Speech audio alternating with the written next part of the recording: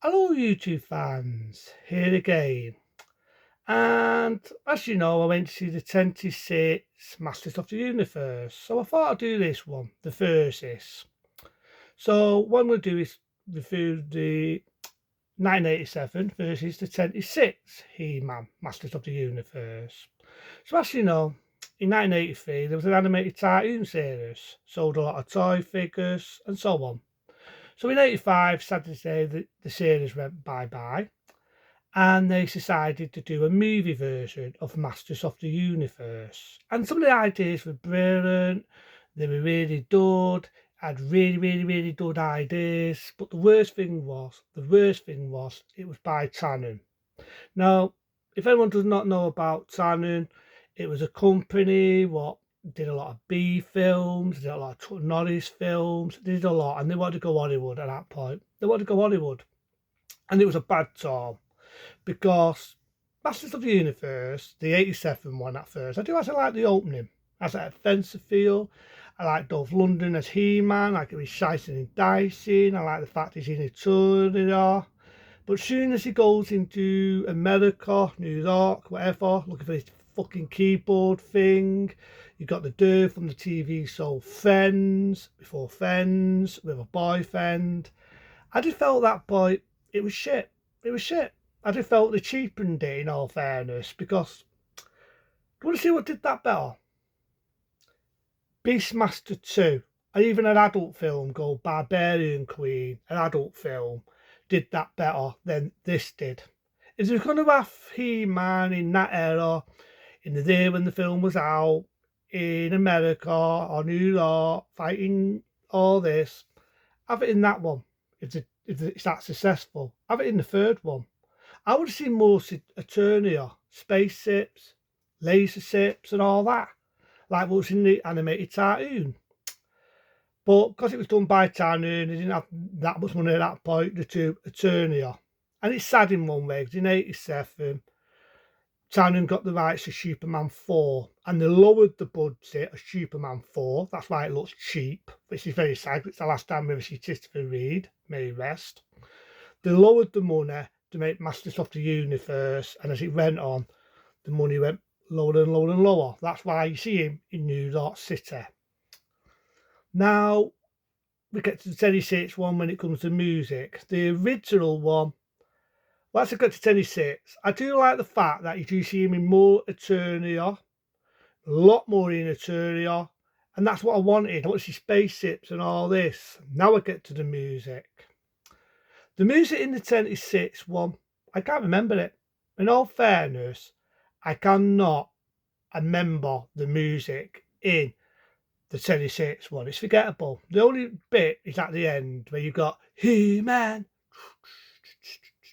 He-Man. But even that's from the cartoon series.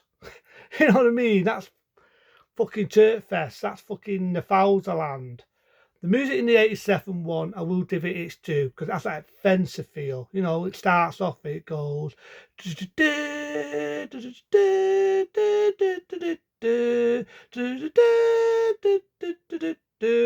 That's like fencer feel, where the music in the 26 one, I can barely remember it.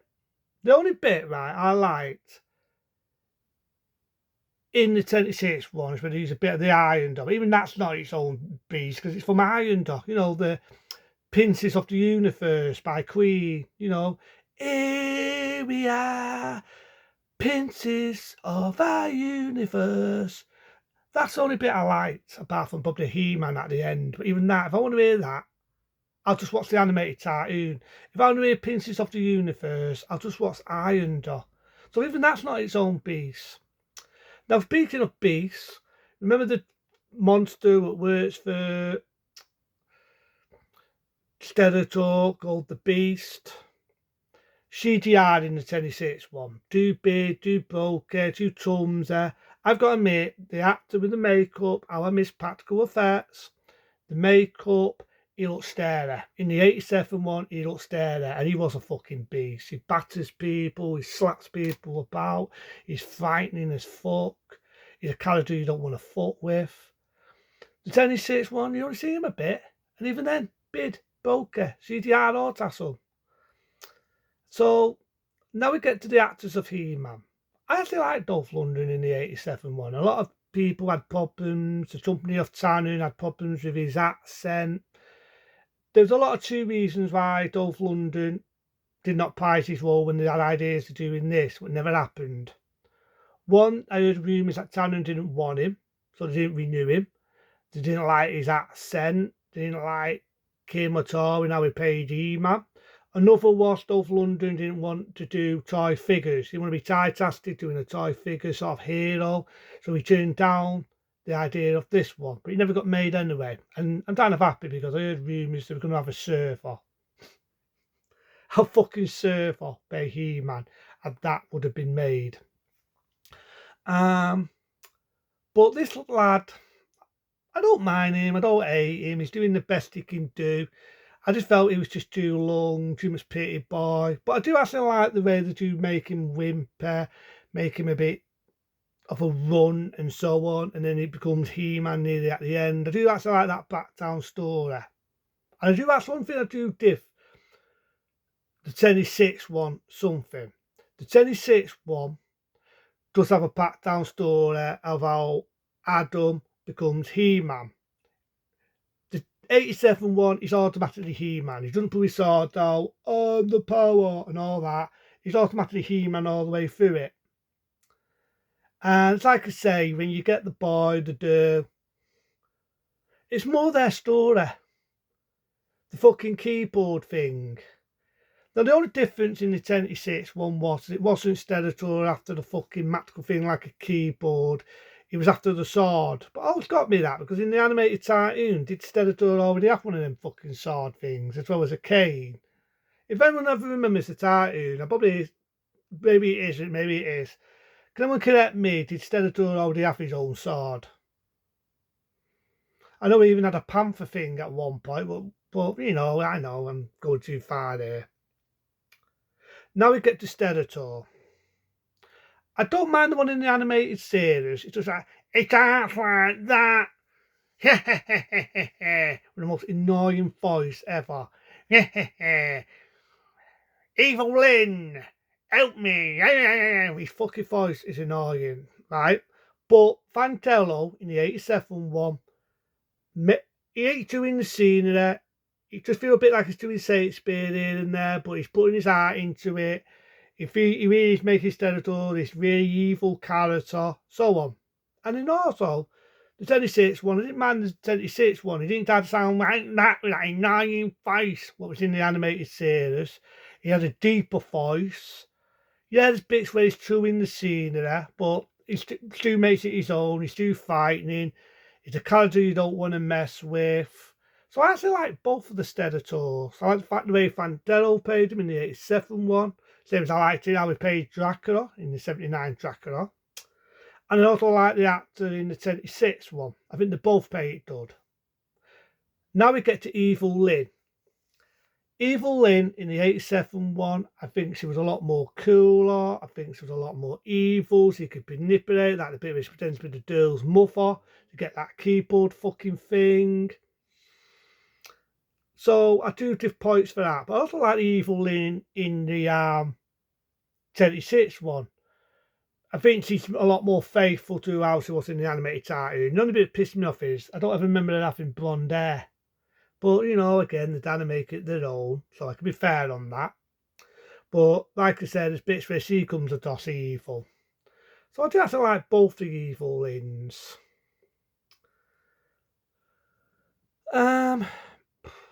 It's an hard one because, like I say, you can see there's a lot more of a budget in the 10/6 one. The bits where he's in New York, I couldn't really give a shit. Same as I didn't really give a shit in the 87 one. Points. From the Fowler, I'll give Masters of the Universe a 2-star rating. I like Dolph Lundgren as He-Man. I just wish there was a lot more of a turn here. I wish that they didn't cheapen out, especially at the end when they have the epic fucking sword fight and it's all in black because they didn't have any much money to put to it. But I will do it its due. I do feel the music was a lot better. That had that offensive feel to it. The 10/6 one, I don't even remember the fucking music. It's forgettable.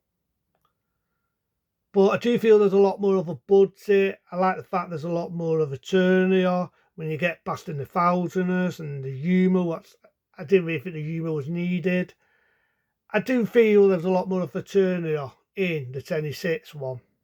I do feel it's a lot more faithful to the cartoon.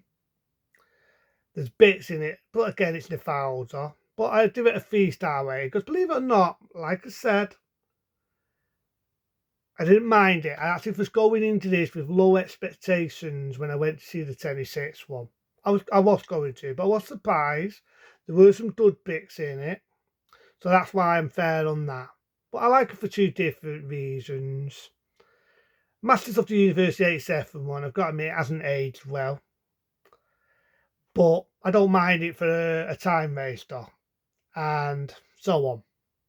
But I'm a kid at heart. I do like the animated series of Masters of the Universe. I do. But for the 2 films, the 87 one versus the 26 one, they're done in 2 different ways. People might think, the 87 one. But they're done in 2 different ways. I just wish it was not done by fucking Tannen. It was Tannen that had ideas to make a sequel because of Tannen going bust. That never got to be. Never got to be.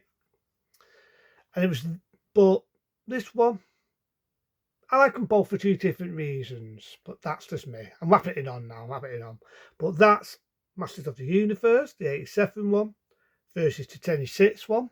But you do them, be smart, be safe, by the powers of Tay Style.